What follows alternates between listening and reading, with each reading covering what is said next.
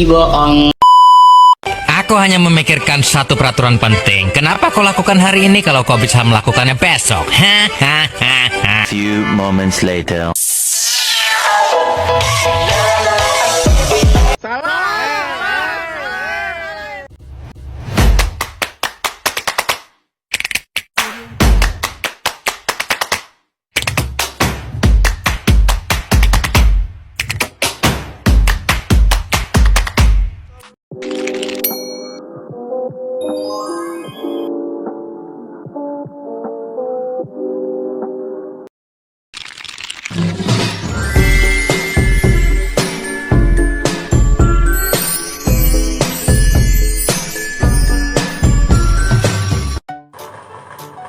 Assalamualaikum warahmatullahi wabarakatuh. Salam Om Swastiastu, Namo Buddhaya, salam kebajikan. Perkenalkan, nama saya Fatimatul Zahra, mahasiswi semester 4 Universitas Bima Graha. Fakultas Ekonomi dan Bisnis, Prodi Manajemen dari kelas RA13 Manajemen dengan NIM 61201230.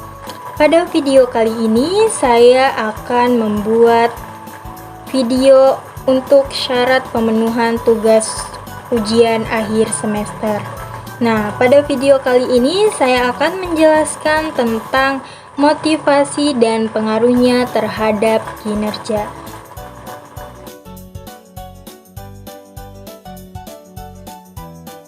Baik, langsung saja tanpa berlama-lama saya akan menjelaskan materi mengenai motivasi dan pengaruhnya terhadap kinerja. Nah, di sini ada pengertian motivasi. Motivasi adalah proses psikologis yang memberikan arah, tujuan, dan dorongan kepada individu untuk bertindak. Dalam organisasi, motivasi sangat penting untuk mendorong karyawan bekerja secara maksimal dan mencapai target yang ditetapkan. Menurut Robbins, tahun 2017, motivasi adalah kesediaan untuk mengerahkan tingkat usaha yang tinggi ke arah tujuan organisasi yang dikondisikan oleh kemampuan usaha itu untuk memenuhi kebutuhan individu. Nah, baik, di slide kedua ini ada jenis-jenis motivasi, yang dimana jenis-jenis motivasi ini terbagi menjadi dua.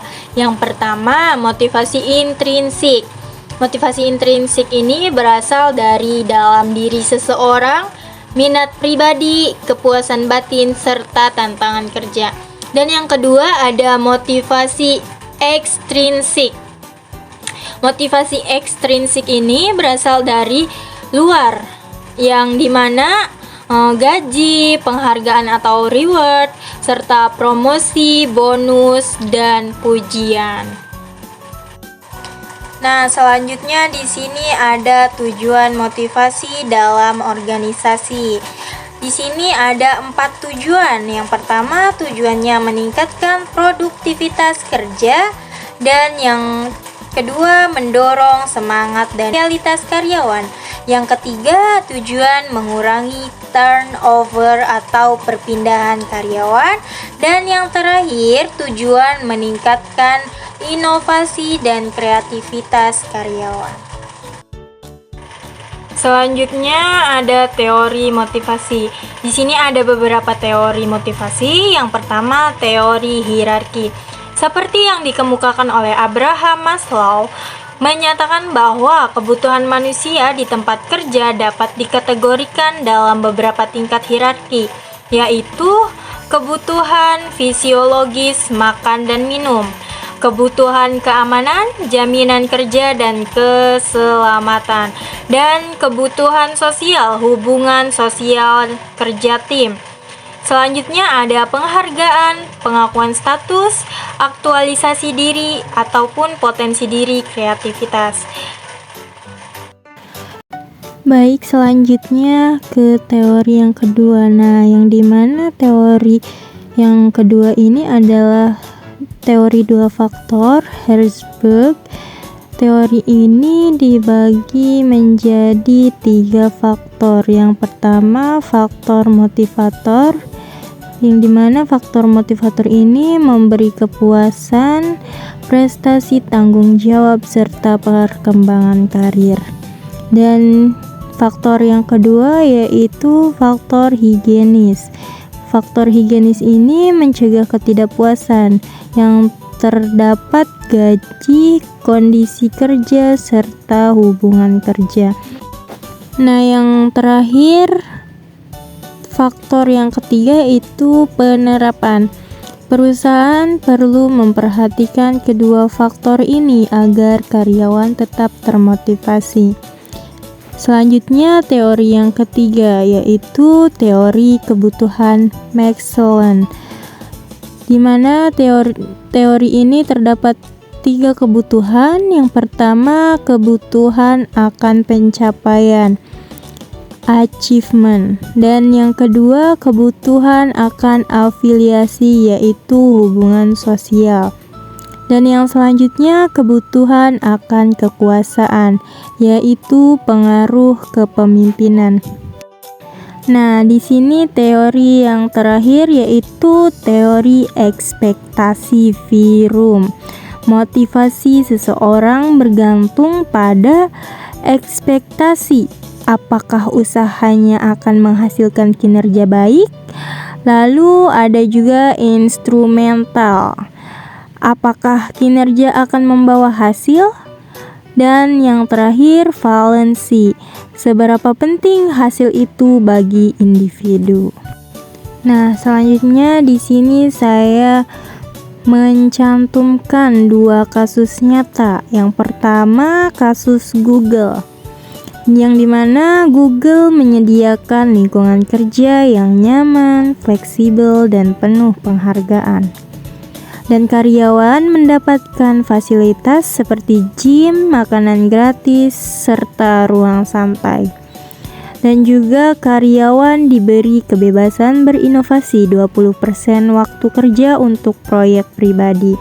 Hasilnya, karyawan termotivasi sehingga loyal dan produktif tinggi. Kasus yang kedua merupakan kasus Tokopedia. Tokopedia menerapkan flexible working melalui program Tokflex, yang dimana memberi penghargaan dan jalur karir yang jelas. Lalu ada juga budaya kerja yang mendukung afiliasi ataupun kebersamaan kerja tim, sehingga menghasilkan peningkatan retensi karyawan dan kepuasan kerja. Setelah dijelaskan mengenai kasus nyata yang telah saya cantumkan, saya menganalisis kedua contoh kasus nyata tersebut. Sehingga dari kedua contoh kasus nyata itu terlihat bahwa motivasi baik intrinsik maupun ekstrinsik memiliki pengaruh besar terhadap semangat kerja, loyalitas karyawan, kinerja individu dan tim, serta keberhasilan jangka panjang organisasi. Oleh sebab itu, organisasi yang memahami kebutuhan karyawan dan menerapkan teori motivasi dengan tepat akan lebih unggul. Selesai sudah penjelasan ataupun pemaparan materi dari saya mengenai motivasi dan pengaruhnya terhadap kinerja.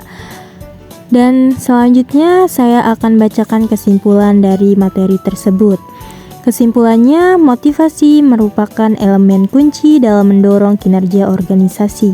Teori-teori motivasi seperti Maslow, Hertzberg, Maxwell, dan Virum memberikan kerangka kerja yang dapat diterapkan secara praktis. Dengan memahami dan memenuhi kebutuhan motivasi karyawan, organisasi dapat menciptakan lingkungan kerja yang sehat, produktif, dan inovatif.